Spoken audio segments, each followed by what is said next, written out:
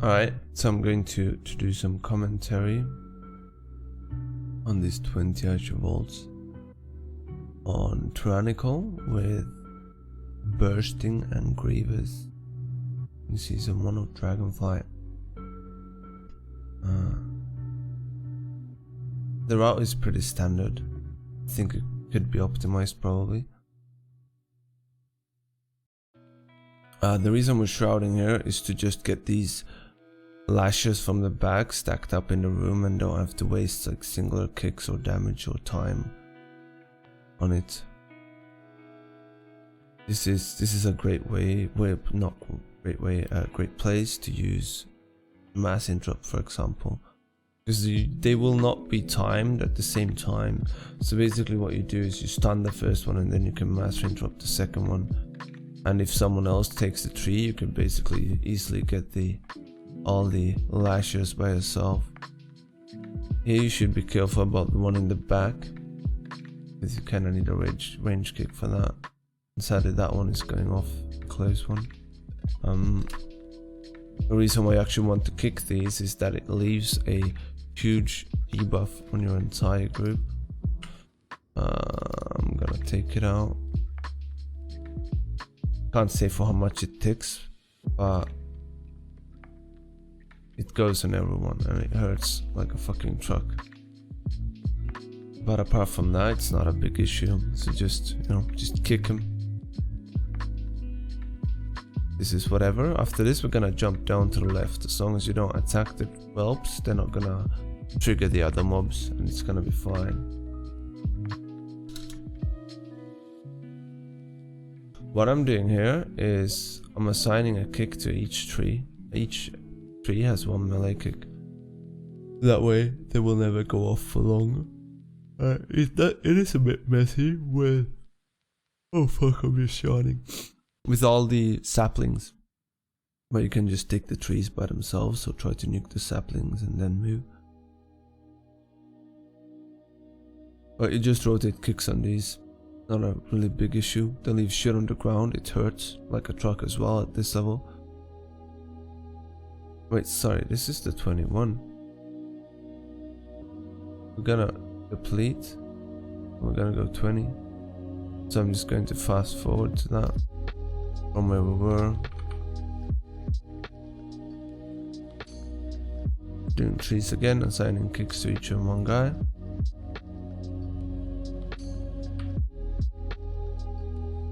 And he dies. But he should release at this point, yeah, and he does. That's what happens if people don't kick their targets. The first boss is nothing too special. He's going to do something called Azure Strike. You can reflect that, and I would strongly recommend doing so. It ticks like a motherfucker. Going to do a frontal, which I can't remember the name of. It's called Erupting Fissure. What I'm doing right now is, all these trees that are spawned are going to summon one sapling when they whenever I use one of his abilities to remove the trees, which is, for example, the Erupting Fissure. So I'm trying to line it up now for these two and also the two in the back. That way we have a way easier time to soak everything with the rings later on. And if one is left unattended and not turned into a sapling instead, when he does his stomp, the stomp deals significantly more damage. So that is basically the strategy for this boss.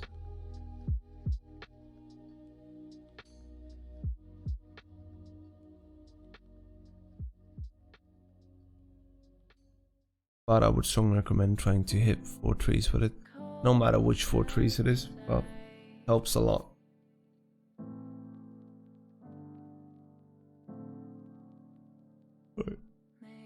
It's just rinse and repeat, not a big deal at all. Quite a simple boss as long as, things are stable. Then we're running past. Going to run through the whelps here.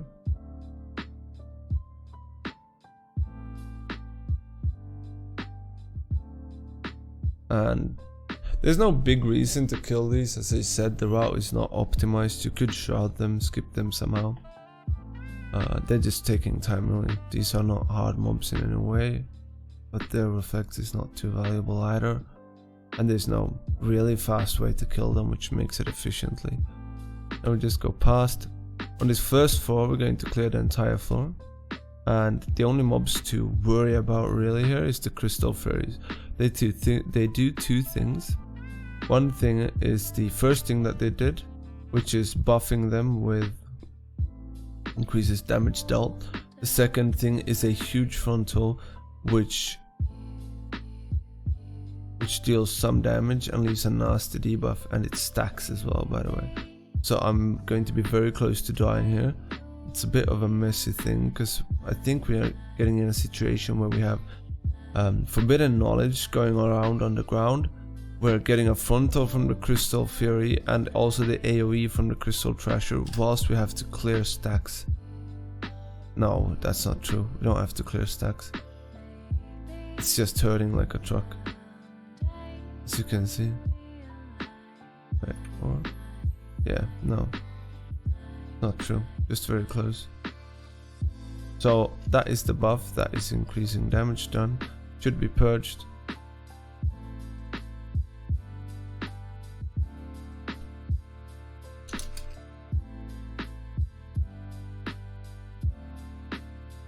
Same thing here. We're going to focus the Crystal Fury down and then chain the patrol when it's coming, and then you could just pull everything else in as well. The main issue is that you want them stacked up. I'm also being in defensive stance here. I should not be. The Arcane Elemental does two things as well.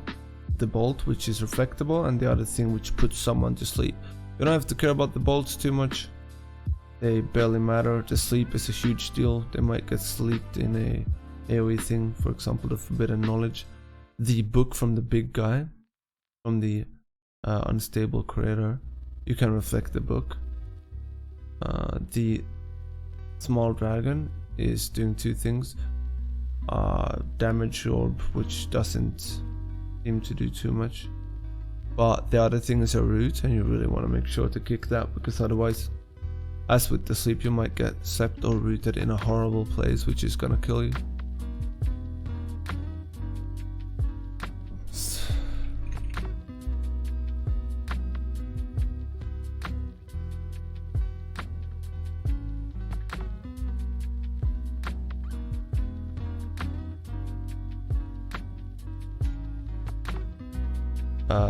These arcane constructs do, I think, one thing only actually, and that is the frontal. They have quite a lot of HP, but you can really just take everything here that you need, which is these two packs and the patrol. Again, the elementals do their bolts and their sleep. Kick the sleep, ignore the bolt, reflect the bolt if you can. Elementals does a frontal, so as a DPS you would not want to go ever in front of these. As a tank you just try to turn them away. When he puts it, you sidestep it or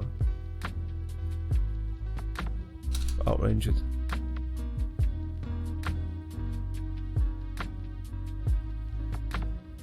Rinse Repeater is the last pack. We're just going forward. Got new mobs here. Vault Guards have two things on them.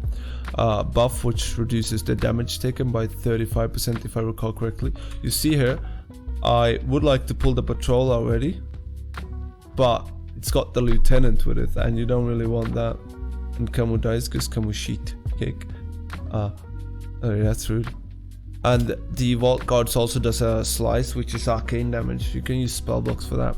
What I forgot to mention in the scenarios earlier, like here, sorry, if you have bigger pulls here, this is a perfect place to use spell block and mass interrupt as well. Just make it safer. Nothing else than that. That is really what can save those pulls, by the way. Oh wow, Kobox is awake now, huh? I was just planning to go to bed. Same thing here, you know, no big deal. The Astral Attendance does unstable power, which you know, does those ground effects, and it's not too much to care about. The Lieutenant, what he does is IRC, I think it's a damage reduction for anything in his aura, like 35%. if I recall correctly. He does his frontal breath. That breath hurts like a motherfucker without mitigation. Like, it actually hurts. Yeah, actually hurts. So what you can rotate on that is, well, at least spell effect that you should try to mitigate. Not mitigate, switch between battle stance and death stance during that as well. And spell block is perfect. Shield wall, you know, last time just anything, really.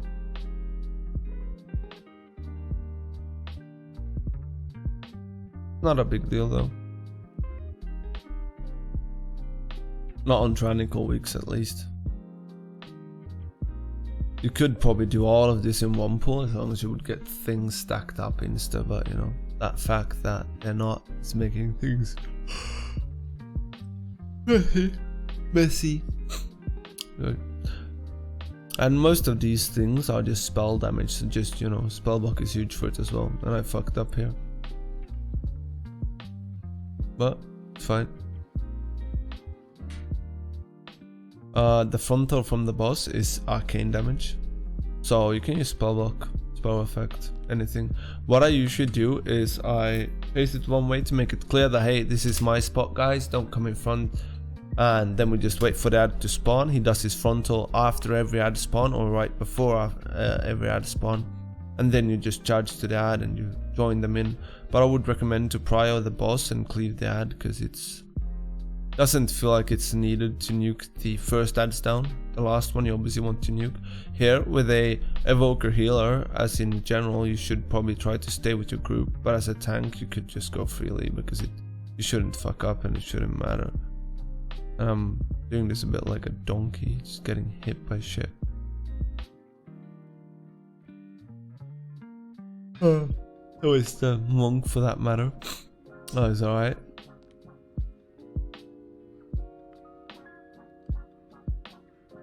He also does a frontal, the boss, which is not too much to care about. And the ground effects. What I really care about is the ad and the frontal. And not just the orb frontal, I mean the arcane cleave frontal, because it actually hurts, man. Look at that. Reborn, nice. I think we're just gonna fast forward that as well. Killing the ads, dodging shit.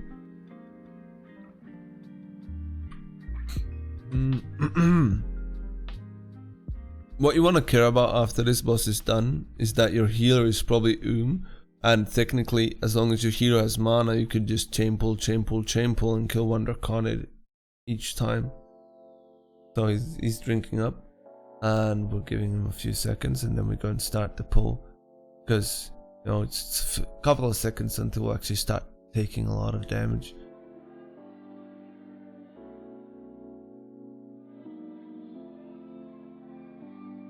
So we're just gonna stack him up. The looters does a small bleed effect. It's not a big deal on tyrannical weeks, but on fortified weeks I would say it hurts a bit. The frogs is kind of whatever, they're just gonna jump around and force you to pay attention to ground effects. The draconic does two things. He does a charge to someone and then knocks them away, and also an AoE roar, which I think leaves a physical bleed effect on you.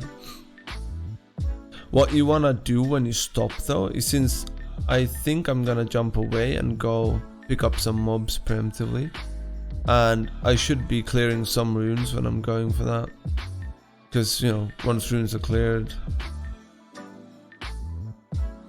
it's actually a free key. He's dying so much, which happens.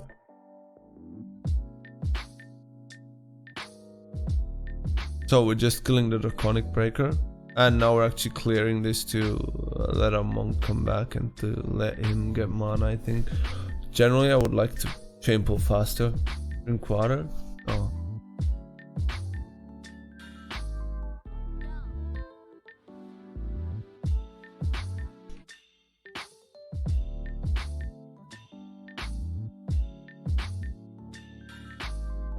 Same thing, and there's two Draconid breakers at the end as well, which I would love to take in, but I think together with bursting and 3 roar effect, it's gonna be rough. But with a cleaner one, you know, would be different probably. Probably would take the first one out as well, and then take the 2 later one with the rest of the room. But I go to chain them, and what you can do is you can lose the charge from them, which means you won't take the damage. The 13 key. I'm heading to bed after this video, Shock. Also hope that the music is not too loud. If the music is too loud, I'm gonna be upset. This is not a big deal.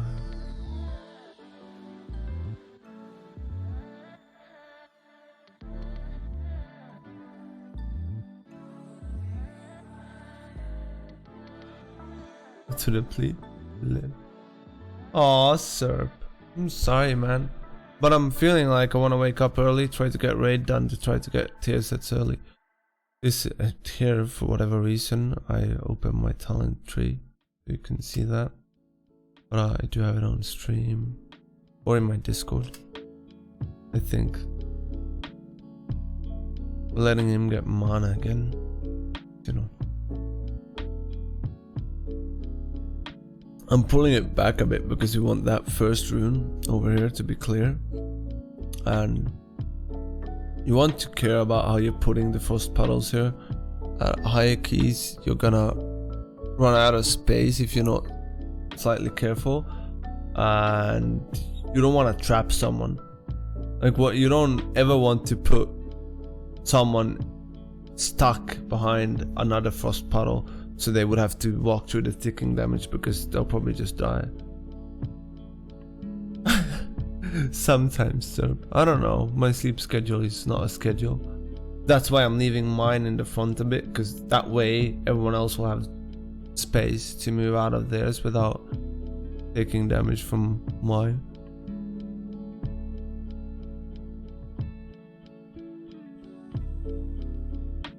Devastate is also 8 yards range, I think, which it does AoE damage in, and the puddles, previous puddles are growing, getting larger.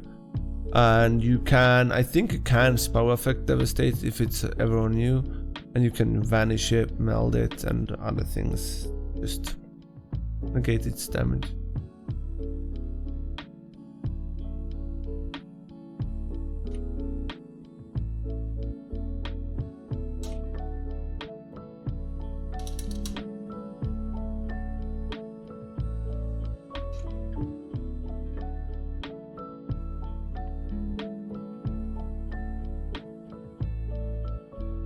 And as you can see, currently we're using our last shield, I guess.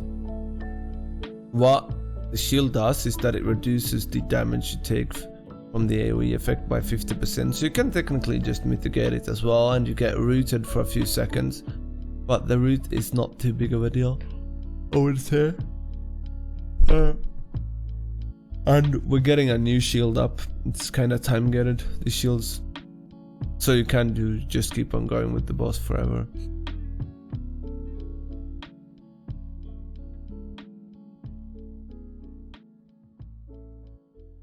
So we just went to the next one, and then the boss is dead. Apart from that, we would have to use some old room, I guess. This is not a big deal.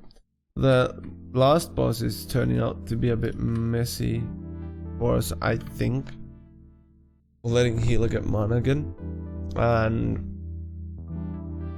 the last boss does a frontal and a tank buster, and then crystals, spawns ads basically, and there's also the orbs on the ground, and you also get slowed when you move.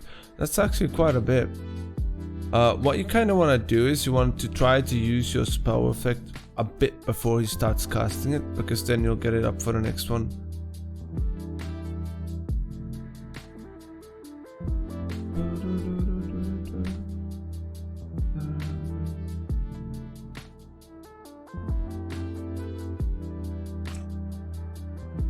There's no real perfect way of doing this, but don't waste things and don't rush things. Like, he's gonna do a knockback. This is gonna go off now, so we're going to get an AoE dot on everyone. Not ticking for too much, but it's still, you know, a bit naughty damage. I'm not sure if I'm getting my spell effect up for this. I am actually, but that's kind of lucky. What do you mean change my sleep schedule? You mean go back to bed now? I'm just tired, man. I didn't sleep much tonight and so forth. I felt that reflect. Okay, I didn't get it up. I got it half a second later. Some spell blocking. No, I'm not even. Got rid of it. But as you can see, I'm constantly panicking. Should have died there. Should have been dead. Oh. I held potted and held stone. That's how I survived. What you can do is the reason why I'm tanking him at the side is because it's going to reduce half of the area of the spawning crystals. Like they can go beneath him, but they can't go in the wall, right? They can only go to the right side. And in general, I'm trying to save a panic button. Like you can easily use charge to get past the crystals, and I'm just getting stacks and stacks and stacks now, which is really bad on me. But here I'm chilling, like it's fine. We don't have to move. There's no reason to panic or rush damage or...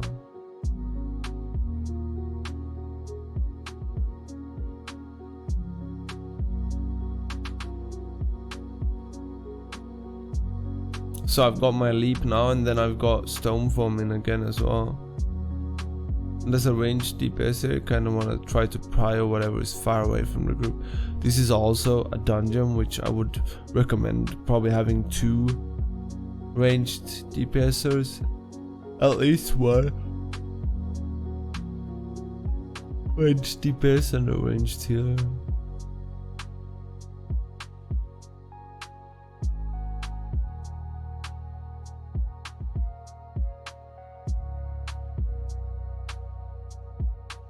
Oh no, we're just chilling. The crystals are also happening in 3 different phases, which is 75, 50 and 25%.